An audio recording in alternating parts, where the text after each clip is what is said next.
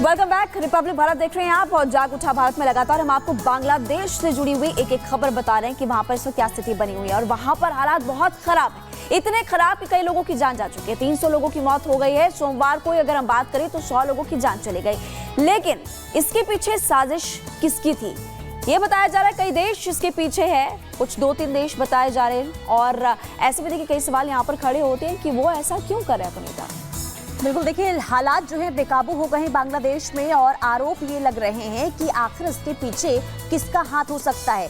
कई देश ये कह रहे हैं कि 3 नेशन हैं जो इस बड़ी साजिश की ओर इशारा कर रहे हैं, वो ये साजिश रच रहे हैं। लेकिन आखिर सवाल ये कि कौन है वो 3 देश, आपको रिपोर्ट के जरिए बता दें।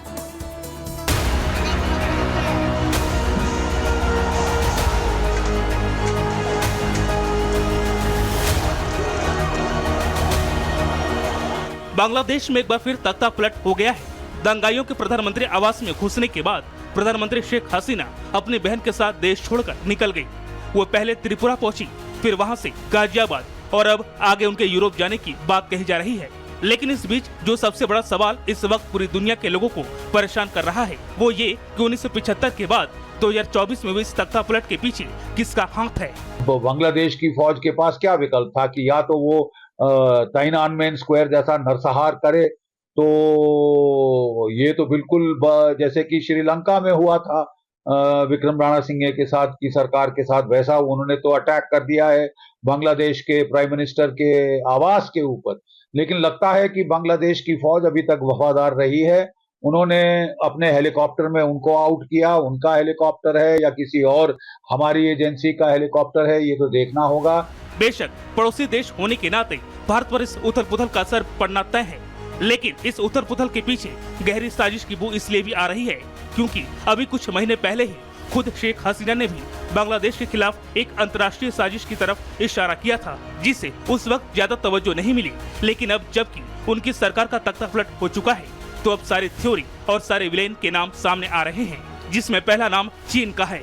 शेख हसीना चाइना का दौरा हुआ था, वो अपना दौरा बीच में छोड़ के वापस आई, तो इससे चाइनीज लीडरशिप शेख हसीना से नाराज थी और इसीलिए ये जो एक स्टूडेंट एजिटेशन को एक पूरी मॉब वायलेंस की तरह ये उभर के आया है सामने और बांग्लादेश को स्टेबलाइज कर रहा है। दरअसल इस आशंका का आधार इसलिए भी मजबूत नजर आ रहा है क्योंकि पहले से ही चीन के कर्ज जाल में फंसे बांग्लादेश की पीएम शेख हसीना पिछले महीने ही चीन दौरे पर गई थी। लेकिन खुद आर्थिक संकट से जूझ रहे चीन ने बांग्लादेश को वादे के मुताबिक नया कर्ज देने के बजाय छोटे कर्ज का लॉलीपॉप थमाना चाहा, जिसे शेख हसीना ने ठुकरा दिया और अपनी यात्रा तय वक्त से पहले ही खत्म करके वो वापस अपने देश लौट आए। बताया जा रहा है कि जिसके बाद पहले से ही बांग्लादेश को 6 बिलियन का कर्ज दे चुका ड्रैगन तिलमिला गया और उसने बांग्लादेश में भड़के आरक्षण की आग में घी डालने का काम किया। लेकिन इस खेल में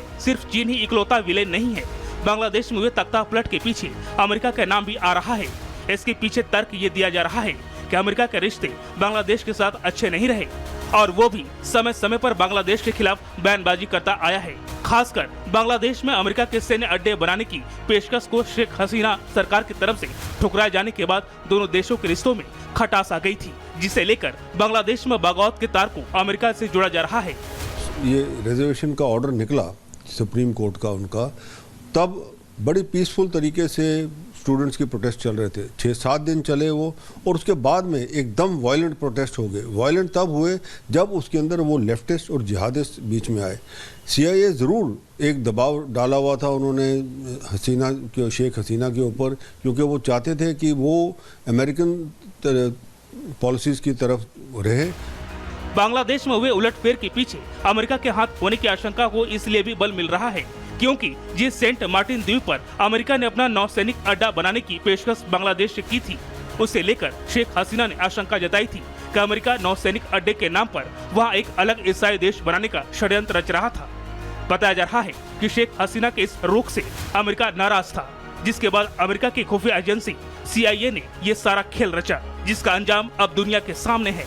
वहीं बांग्लादेश के खिलाफ साजिश का जिक्र हो और पाकिस्तान का नाम ना आए, ऐसा कैसे हो सकता है। बताया जा रहा है कि बांग्लादेश को अस्थिर करने की इस साजिश में पाकिस्तान ने भी अपना रोल खूब निभाया है। जानकारी के मुताबिक बांग्लादेश में विद्रोह की चिंगारी भड़काने के लिए पाकिस्तानी सरकार ने फौज, ISI और आतंकी संगठन जमात इस्लामी का खूब इस्तेमाल किया है। पाकिस्तान इस तरह की काम जरूर कर सकता है। इन सब के ऊपर जो आग में घी पड़ा होगा वो ये है कि पाकिस्तान आर्मी ने इसके ऊपर कोई भी कदम नहीं लिया इसको रोकने के लिए, इसको थामने के लिए। क्यों? क्योंकि कहीं ना कहीं उनकी भी एम्बिशन जग गई कि यस, इस समय एक वो सिचुएशन बनती जा रही है जहां आर्मी चीफ अपना पर्सनल एजेंडा और army as such overall agenda को सक्सेसफुली कंडक्ट कर सकती है। कुल मिलाकर बांग्लादेश में हुए तख्ता पलट के बाद पूरी दुनिया की नजर बांग्लादेश की तरफ घूम गई है।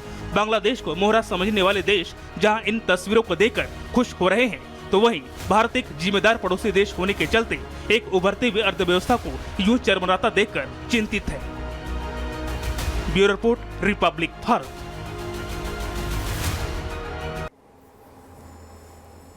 तो बांग्लादेश में अशांति फैली हुई है, गदर मची हुई है, लेकिन सवाल यही कि आखिर इसके पीछे किसका हाथ है? तख्ता पलट जो हुआ है, आखिर इसके पीछे 3 देश कौन कौन से हैं और क्या वजह है, जरा ग्राफिक्स के जरिए वो भी हम समझ लेते हैं। क्योंकि देखिए, बांग्लादेश में तख्ता पलट को लेकर चीन घिरा हुआ है। सबसे पहला नाम जिस देश का है वो चीन है। हिंसा फैलाने वालों में चीन का नाम अव्वल पर है। इसके अलावा हसीना के सॉफ्ट इंडिया रुख से तिलमिलाया हुआ है चीन, और इसके साथ ही बांग्लादेश पर कंट्रोल को लेकर भी चीन जो है बेताब है। बांग्लादेश पर चीन का $6 बिलियन का कर्ज है। इसके अलावा तख्ता पलट के बहाने दखल बढ़ाने का भी आरोप लगा है चीन के ऊपर। बांग्लादेश में बगावत के पीछे अमेरिका, यानी कि ये दूसरा देश है अमेरिका।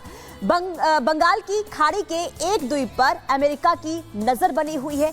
सेंट मार्टिन द्वीप पर नौसैनिक अड्डा वो बनाना चाहता है यूएस। इसके अलावा हसीना ने नहीं दी यूएस को नौसैनिक अड्डा बनाने की परमिशन, जिसके बाद जो अमेरिका है वो बगावत के सुर में दिखाई दे रहा है। शेख हसीना ने किया था अमेरिका षड्यंत्र को एक्सपोज। पाकिस्तान का नाम भी साजिश में शामिल है। तीसरा देश है पाकिस्तान। बांग्लादेश का नंबर 1 दुश्मन है पाकिस्तान। सभी जानते हैं इसके पीछे की वजह क्या है। दावा पाकिस्तान ने बांग्लादेश में हिंसा भड़काई थी, हमेशा से नजर रही है पाकिस्तान की बांग्लादेश पर। विद्रोहियों को पनाह देकर विद्रोह को मजबूत किया है। जमाते इस्लामी के जरिए दंगाइयों को फंडिंग की गई है। इसके अलावा पाकिस्तान की खुफिया एजेंसी ISI साजिश में भी शामिल है। वह हिंसा फैलाने के लिए बड़े पैमाने पर भी डील हुई है। बांग्लादेश भारत के अच्छे रिश्ते से पाकिस्तान हमेशा से परेशान रहता है, और यही वजह है कि बार बार जो है बांग्लादेश में दंगे भड़काने का भी आरोप पाकिस्तान पर लगा रहता है। अगली खबर की ओर रुख करते हैं। देखिए, बिल्कुल तख्ता पलट के पीछे कौन कौन से देश, ये आपको पुनीता बता रही थी, लेकिन सबसे बड़ी बात कि विरोध, सड़क पर बवाल।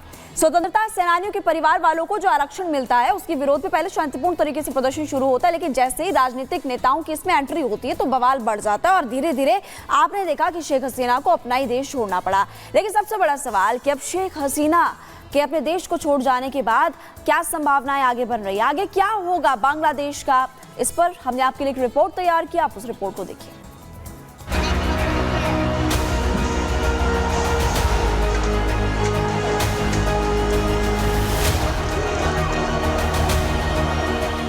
इक्कीसवीं सदी में ऐसी तस्वीरें किसी जंगल राज की याद दिलाती है।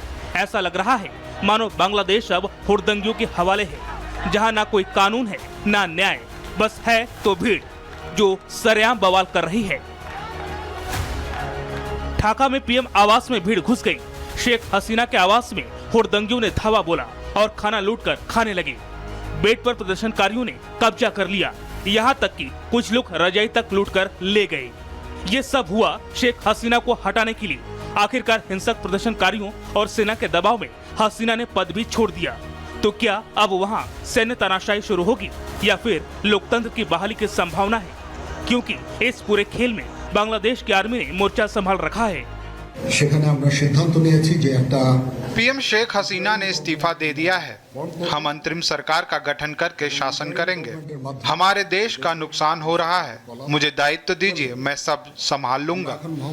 जो हत्या हुई उस पर न्याय होगा। हमने सभी दलों से बात की है। इस बीच हमेशा शेख हसीना के निशाने पर रहे रजाकार और बांग्लादेश के दूसरे कट्टरपंथी गुटों के हौसले बुलंद है, जो इस बात की खुशी मनाने से नहीं थक रहे हैं कि कैसे उन्होंने अपने दुश्मन नंबर 1 को सत्ता से बेदखल कर दिया। दुनिया के इकलौता मुस्लिम बहुलता वाले धर्मनिरपेक्ष लोकतांत्रिक देश में जनतंत्र को उखाड़ फेंक दिया। इतना ही नहीं,